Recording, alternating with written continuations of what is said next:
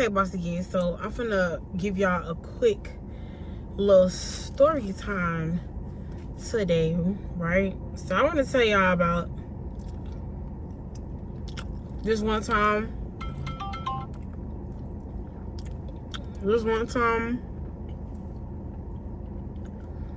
I lived in Orlando, right? And just like Miami, everywhere you go got a hood, so, or a couple hoods.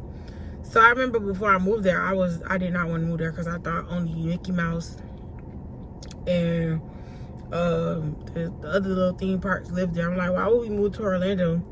There's nothing there. Nobody even lives there or whatever. So very uneducated. So boom, I ended up going there, moving there with my mom now, whatever.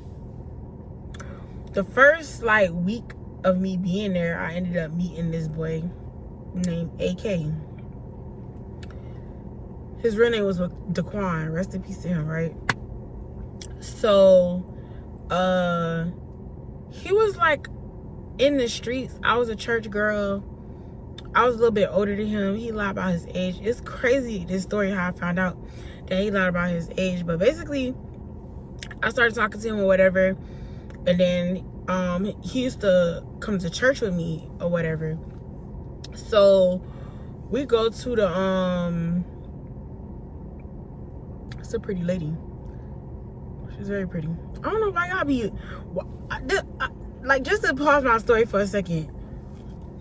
Why would y'all be pretty? Y'all just gotta be looking mad. And then when somebody looking at y'all and smiling at y'all just be mugging.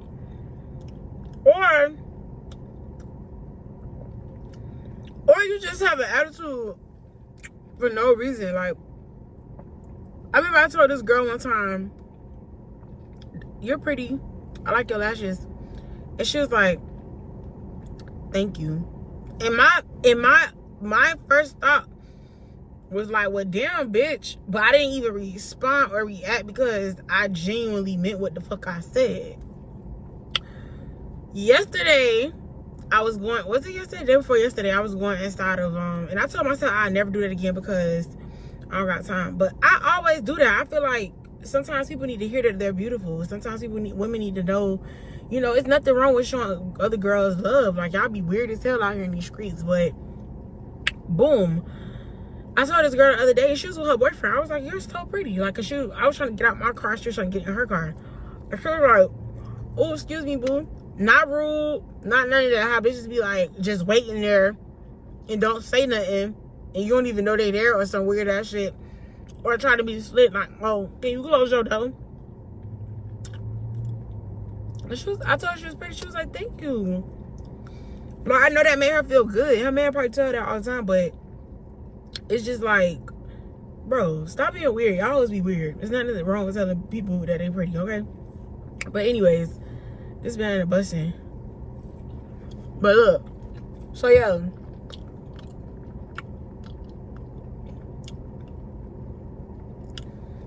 I ended up actually meeting Daquan at a Chuck E. Cheese. My little sister had a birthday party. Or somebody had a birthday party. I think it was my sister. But his sister had a birthday party too. His baby sister. She had a party and their table was right by our table. And he used his sister to get at me, which is so funny. I was playing with the game. I love that little game when you throw the ball and it go up the little thing. And I was playing a game and he let her run up to me and grab my ball while I was doing it. So I always love kids. Like, I've always been good with kids. I used to work at daycares and stuff like that. So I just grabbed her. I didn't get mad or anything. Like, I just grabbed her like, "Oh, you're so cute." And then he came over there, right? So I'm like, what the fuck? Like, where you come from? Like, and why you let her run up to me? So boom, we started talking. We started dating.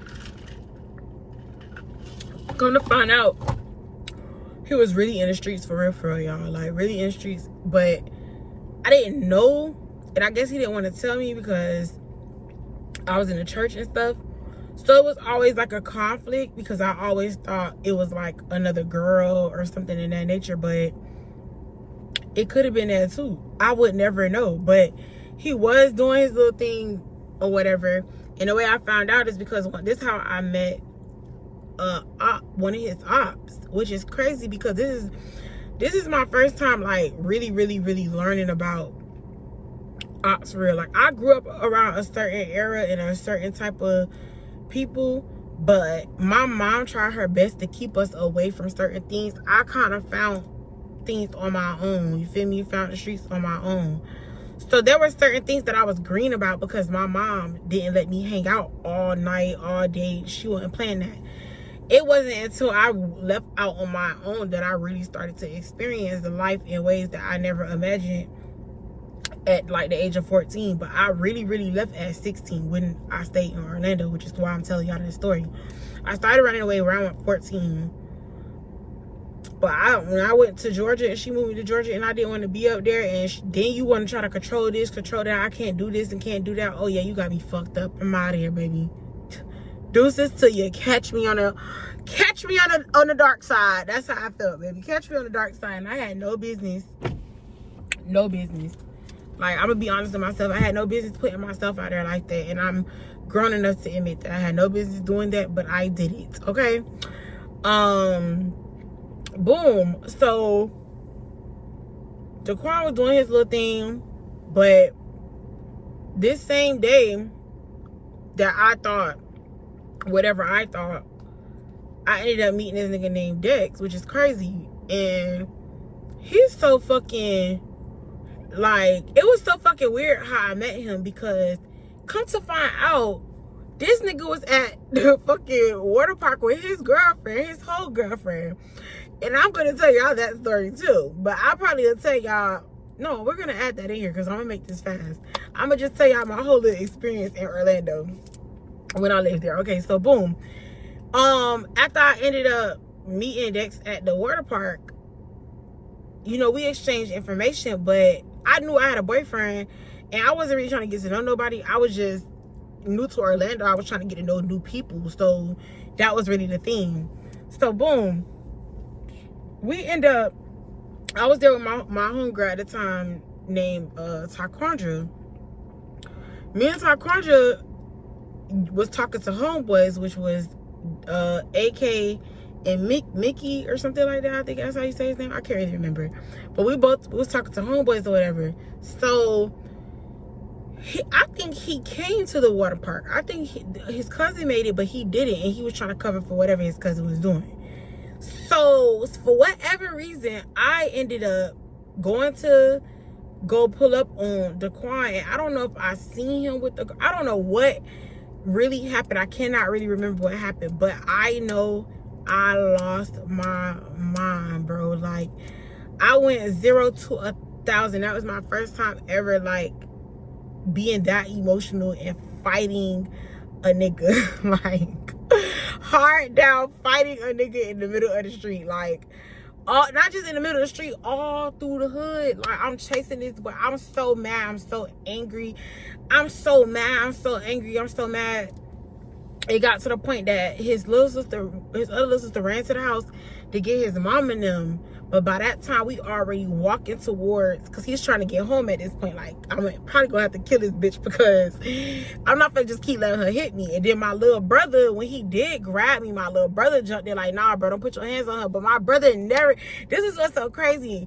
I don't recall my brother ever trying to touch me or tell me to calm down. I remember him telling me to calm down, but I do not recall this nigga. And she did not shake my nail right, but whatever.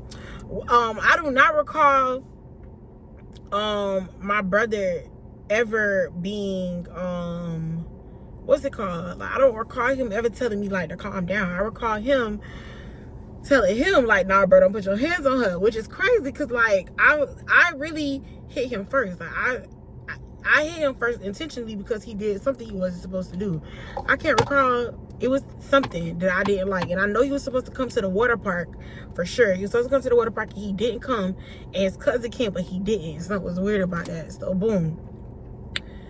He ended up, his mama ended up meeting us like probably like a couple of blocks up, like right at his street where you turn to get to his house. His mama ended up meeting like right there. And then she I went to swing that last time, and she grabbed me and she said, that's enough, that's enough, that's enough. She was like, that's enough, that's enough. And then she was trying to ask me what happened, and I was just crying and crying. I was so mad. I was so mad. Like, I was so angry. And I told him, I was like, bro, I'm never talking to you again. I'm never talking to you again. So I ended up getting in a car. I had my own car since like 16. So I ended up getting in the car, driving home or whatever, still mad or whatever. So somehow me and Dexter went to talking. But this nigga was the worst of the worst that I could ever think about in my life. Just the fact of how things went.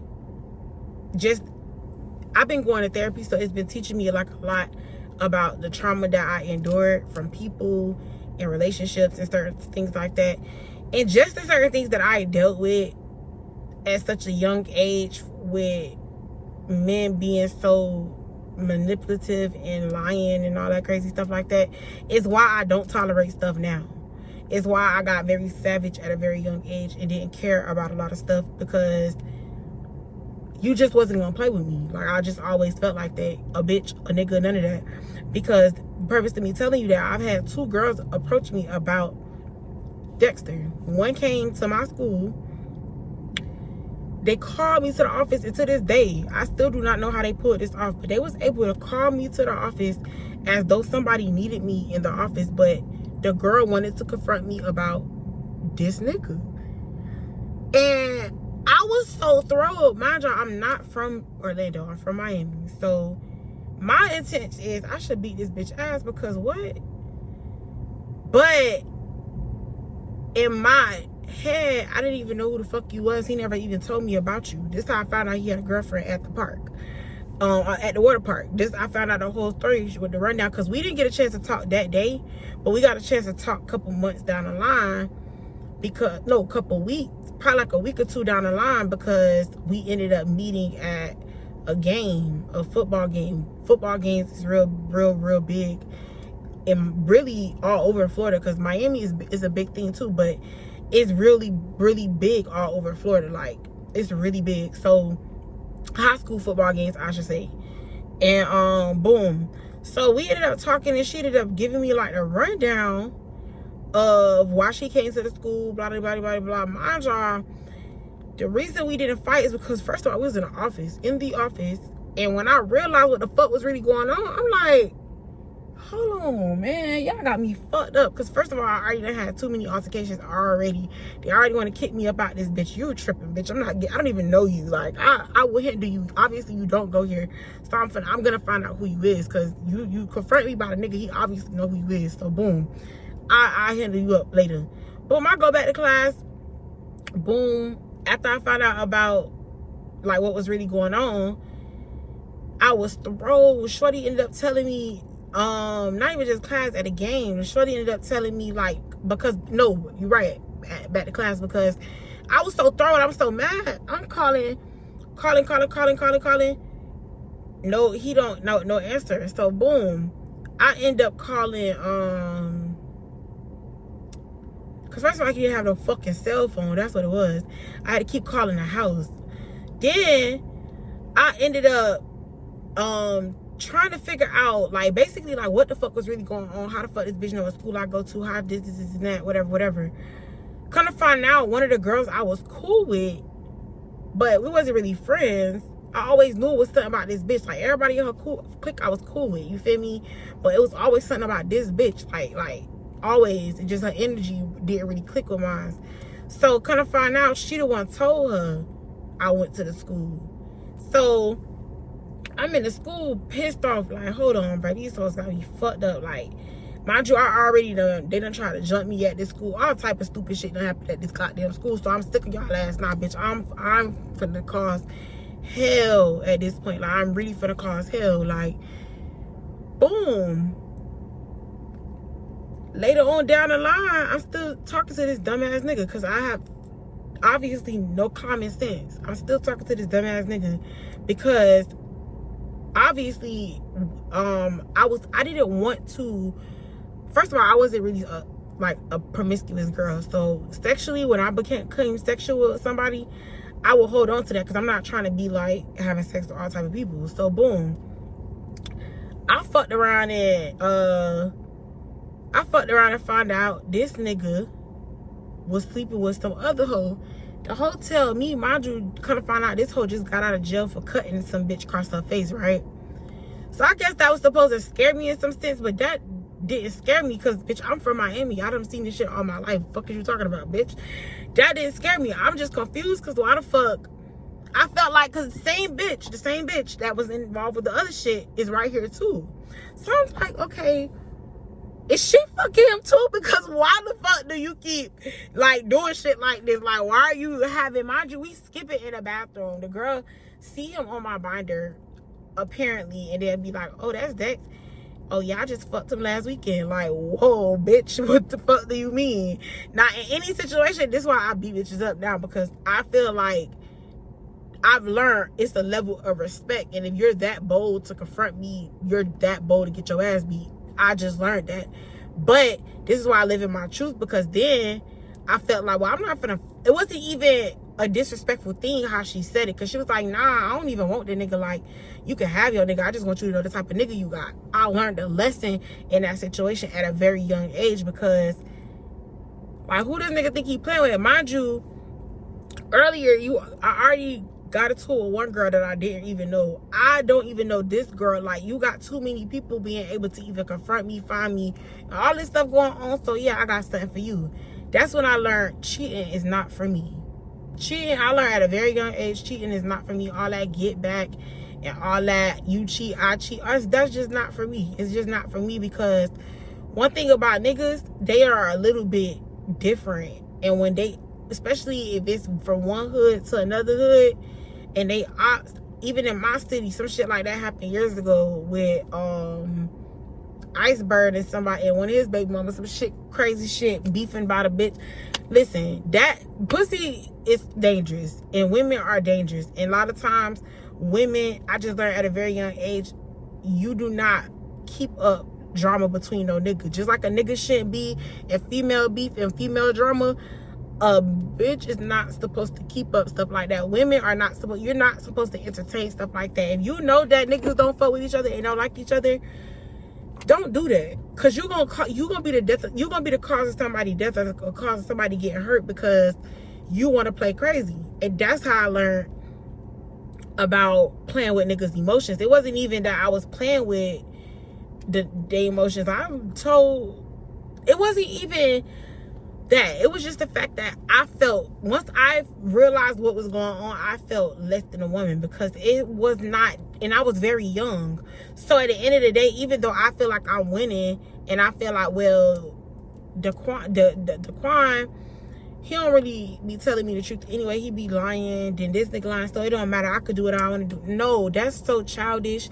And I was childish, so I learned my lesson. But it's not just childish, it's unladylike. Because at the end of the day, we think we could play this game that these men play, and we can't. Because yeah, a nigga from that era, anybody from that era that I dealt with, talked to, anybody, it was only one nigga that I had really felt bad for, because I really liked him. Once I started, Dexter was like a person that I will always go back to. Even when I try to venture off to somebody else, I'll go back to him, because it was like, I don't know, like, it was soul ties, I guess you could say. Or I thought maybe he'll fix his stuff one day and, you know, we could be together. But he was exactly who he was when I met him. And I think that's what we have to do as people. When people show you who they are, believe them. I kept trying to believe that he was somebody else, that he could change for me or this. And I'm not saying a man cannot change for you, because a man will change for who you want to change with. I should say. And men do make mistakes. I do agree with that. But what I am saying, when a person show you their characteristic as to who they truly are, because everybody make mistakes, especially men with money, with a little something. These hoes are gonna throw their stuff at them, and I want women to understand that. Stop faulting your man for every situation. Yeah, they are supposed to be a little bit stronger, but if you're not married, like, I think we forget about this. We don't have no wedding ring right here. They not breaking no vows. We be so caught up in, oh, they cheated, and we get so heartbroken and all that there. Damn, I dropped my ring. I gotta get that. But we get so caught up in that right there. We get so caught up in, oh, the nigga this, the nigga that, oh, he cheating, this, and that. You gotta understand something. You're cheating too. You're cheating on yourself because you're intimate with somebody you're not married to. You're giving your all. You're doing wife duties. You're doing all of this stuff for somebody that you're not married to. What the hell did you expect? You gave, and he's expecting this because this is the type of woman. Of course, he doesn't want to lose this. He never getting. And a lot of times we try to trick ourselves into thinking, oh, well, we can fix him or make him. No, bro. If a man don't come to you and tell you that's what he really want, believe him. Not just that. If a man handles you a certain way or treats you a certain way, believe him. Yes, people could change. Yes, you could teach people. But if a person continuously does something intentionally, the hell you wasting your time for? If they mama can't fix it, what the hell make you think you can? And I'm not saying people cannot change. Don't get me wrong. But I'm going to say again, when a person shows you their characteristic as to who they truly desire to be, and they don't want to live up to their true potential, because that's a lot of times as women, we fall in love with potential. And I believe that's one of the reasons, I answer my own question, that's one of the reasons I was so caught up into Dex, because of a lifestyle that he introduced me to, a lifestyle of hoodlum and sneaking in the house and doing all type of stupid ass shit as a young and getting host, you know, doing shit as a teenager that I ain't had no business doing any motherfucking way. So he introduced me to something that I was curious about, and it was like, oh, this is fun. I could, you know what I'm saying? And then you're young minded thinking, oh well, that's just how it is. It's gonna be like that till we get ourselves together. No, you're settling for less. That nigga gonna always be like that. And your dumb ass think that he gonna change. No, if he show you that he finna keep doing it, nah, bro. You might as well count your days. Not even count your days, bro. Write it off. Give it to Jesus and walk away. Cause you putting hope into something that you're never gonna be able to fix on your own. You gotta give it to God and allow God to really show you what is next. Because, prime example, even as my life moved forward in Orlando, and I like I say, in and out with him, I met my best friend, KB. Me and KB, Calvin, we met when I was in like, I had to be in the 12th grade. Because I was originally supposed to graduate 09. But I ain't graduate. No, bro. I ain't graduate until 2010. And basically, KB and me met at a mall or something like that. It was while I was walking through the mall. And I met him, but that became my best friend. We was never sexually active or anything, because he was just a person that wanted the best for me. Like, he wanted me to do good. He didn't have no negative intentions, no bad intentions. Like, what the? Hold on. Like, what the hell? I don't even know the number. That's what's really pissing me off. Like, I don't even know the number. And then they didn't even say nothing.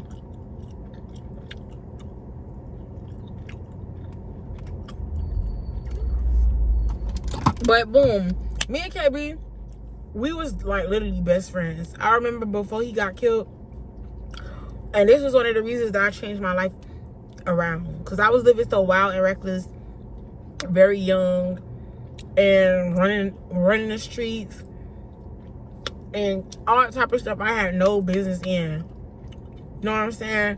Especially as a woman. Like, the street stuff I got into as a young age, I had no business. No business, because I could have really died. I could have really lost my life. I could have really lost my future. I just think back and I look back on my life and I just be like so thankful. That's why y'all see me like looking this way because I just be so amazed. Like, I listen to God so much now. I had other plans. I'm supposed to be doing something totally different. It's already about to be 2 o'clock. I broke my nail. And I say, you know what? Let me go get my nail fixed. But I'm trying to be consistent. And I'm not trying. I'm going to be consistent. I want to be as consistent as I could possibly be every day with myself. Because I believe when you first of all, when you practice a certain lifestyle, you begin to create that lifestyle in real life. You begin to get a certain aura about yourself, that in a presence about yourself that people can see and people can be like, really like, oh yeah, it's something about her. It's something different about her. And a lot of people tell me that nowadays, and I don't take it for granted. I believe God is taking me higher, and even just telling y'all this story, it's allowing me to not only learn for myself, but to teach y'all a lesson in it as well. I don't want my platforms to be like nobody else. I want to set myself aside. And for a long time, I always was taught, oh, you got to be more like this. You got to be more like this. You got to be more like this. And that's why things have never went right for me. That's why I have not gone as far as I should, because I'm listening to other people instead of listening to God. It's crazy how much your life can change and how fast it can change when you just listen and you actually walk with him. And even just to go into the story a little bit about KB, like, that was my best friend before he lost his life. He was somebody that really, really looked at me and told me, like, bro, you could be great. Like, why you wouldn't not go graduate? Like, go back to school. Like, you know, don't just drop out. Don't just do that. Even though he was in the streets. And I found, it's like, I've always attracted those type of men and people.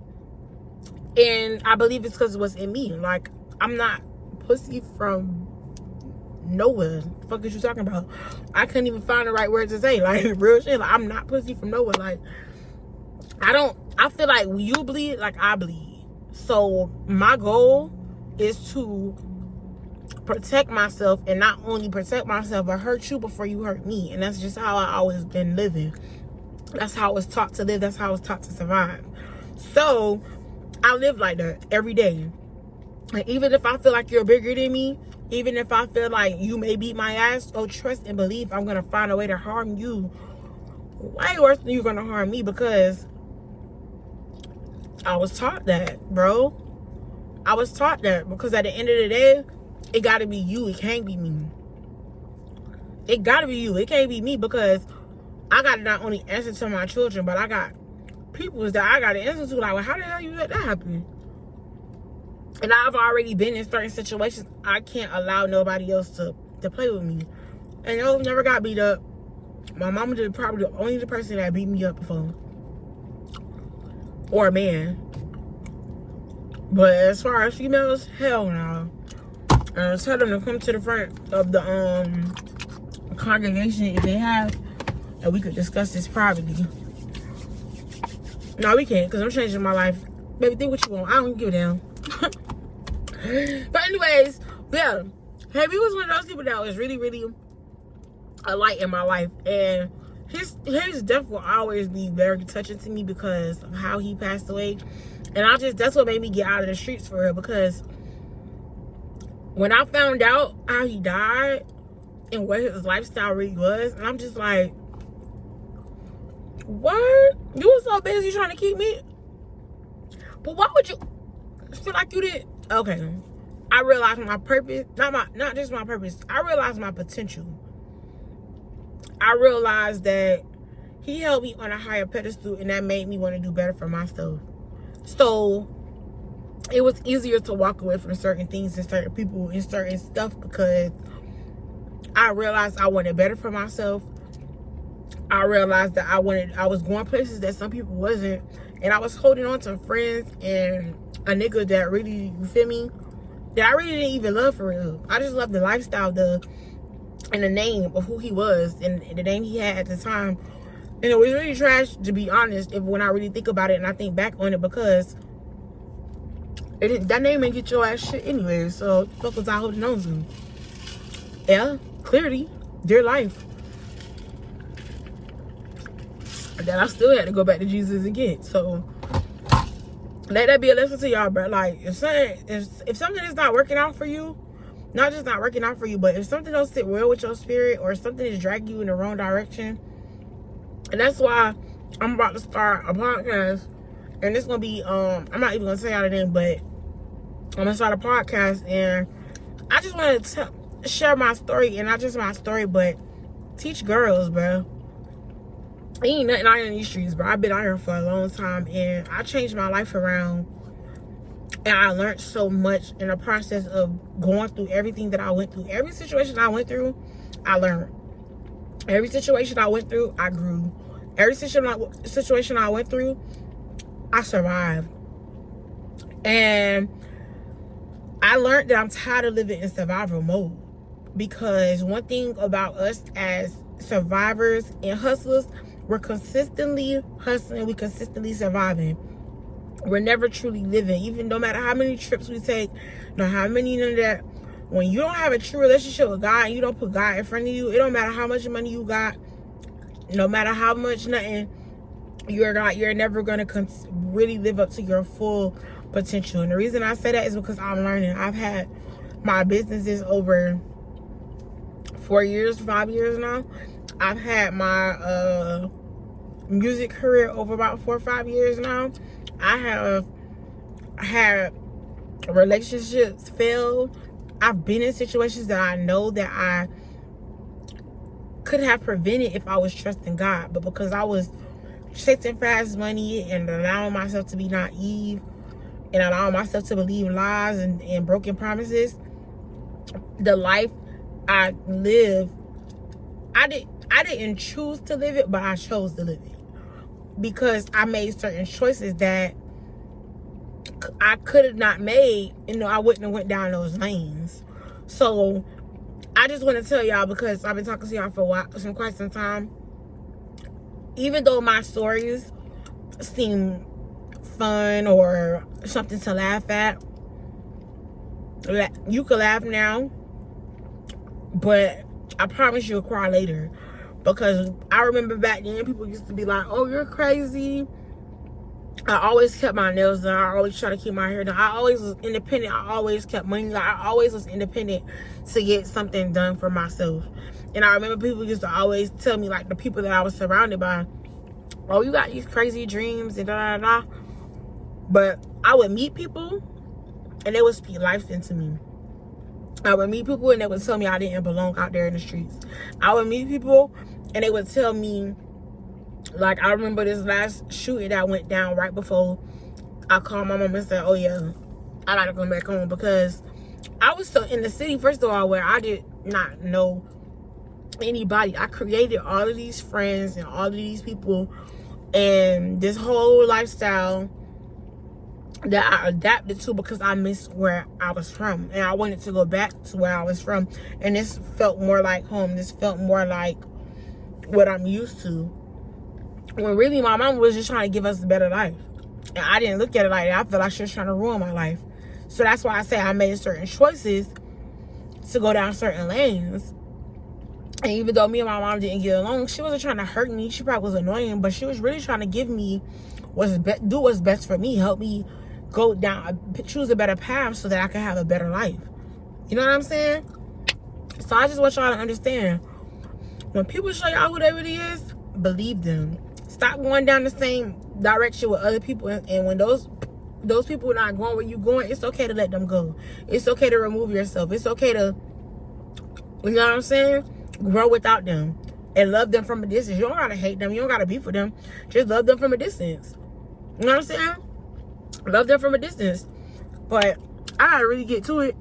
So I love y'all. I'm gonna upload this video, and make sure y'all subscribe below. Make sure y'all check out my ebook, Just Start. Make sure y'all check out my ebook, Becoming Your Own Boss. Be on the lookout for some more things your way. It's Shop Crybaby Beauty Supply. I've been holding back this secret from you. I probably shouldn't tell it.